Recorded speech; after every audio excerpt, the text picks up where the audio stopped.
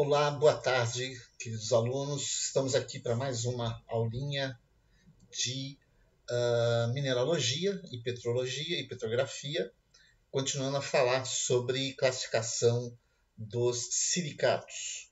Tá? Vamos dar uma revisão, né, anterior, vamos dar um retorno aí, até onde a gente já parou. A gente já tinha falado em alguns grupos, em algumas subclasses aí dos silicatos. Se eu não me engano, a gente já havia falado 3, mas vamos dar uma retornada aqui no conteúdo para a gente voltar a nos situar no conteúdo. Tá? Então vamos lá para a nossa página. Só para relembrar o que a gente já havia feito, né, sobre esse conteúdo.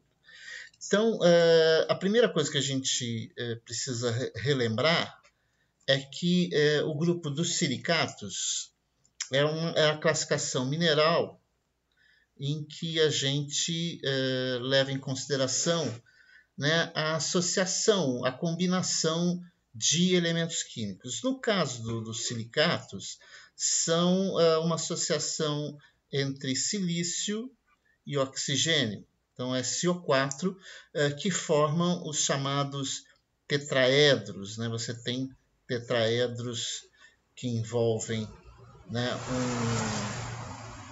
um átomo de oxigênio, né, aqui no centro, rodeado por 4 oxigênios. Então, você tem um átomo de silício, né, rodeado por 4 átomos de oxigênio. Esses tetraedros eles se organizam de diversas formas. E a gente estava analisando essa distribuição. O primeiro grupo de silicatos que a gente falou foram os chamados nesosilicatos. Então, a gente já havia falado sobre os nesosilicatos. Nesse caso aqui, os nesosilicatos formam tetraedros isolados. E ele é formado por 2 grandes grupos de minerais, que é o grupo das olivinas, e o grupo das granadas. E nós vimos nas aulas anteriores vários minerais que fazem parte desses grupos. Além dos nesosilicatos, a gente também já tinha falado dos sorosilicatos. Os sorosilicatos também formam tetraedros isolados, e os principais grupos que fazem parte dos sorosilicatos são os epidotos. E terminamos falando em outros momentos, né? Falando também se eu não me engano, na última aula, inclusive, né? Que a gente falou sobre os inosilicatos.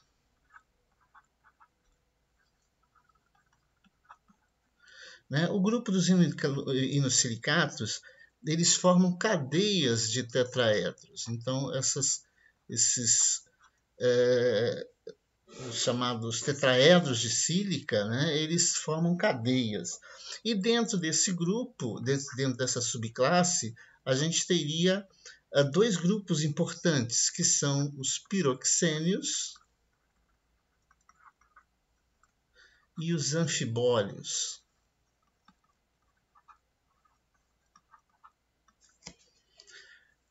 Ainda falta falar de mais 3 grupos, né? Que é o grupo dos ciclosilicatos.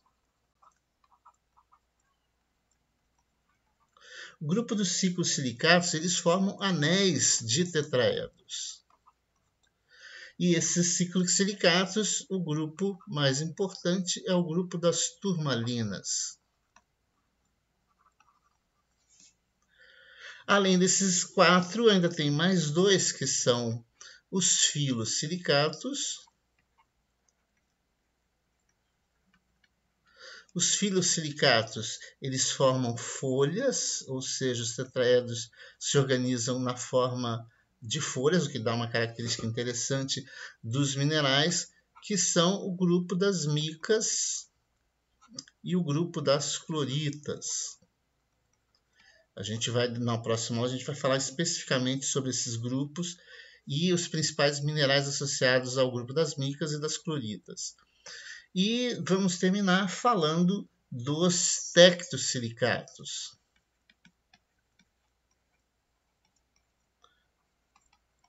Os tectosilicatos, eles são tridimensionais, né? Eles formam estruturas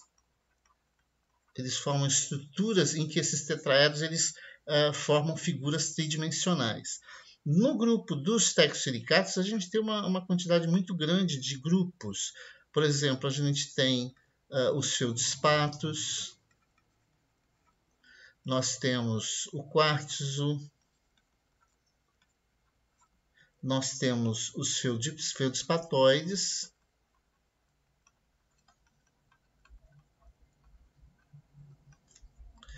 e as zeólitas.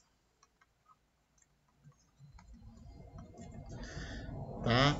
Então, aí, só para a gente estar relembrando os conteúdos, então, o grupo dos silicatos, né, os SO4, eles se organizam, né, e formam essas subclasses do zino, dos ciclos, dos filos, dos tectos, dos soros, silicatos, dos nesosilicatos, ou seja, formando seis subclasses.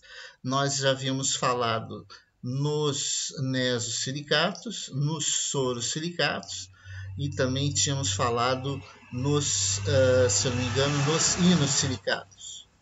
Falta a gente falar sobre os ciclosilicatos, os filosilicatos e os tectosilicatos. E a gente vai, na próxima aula, a gente vai dar continuidade, né, a essa classificação.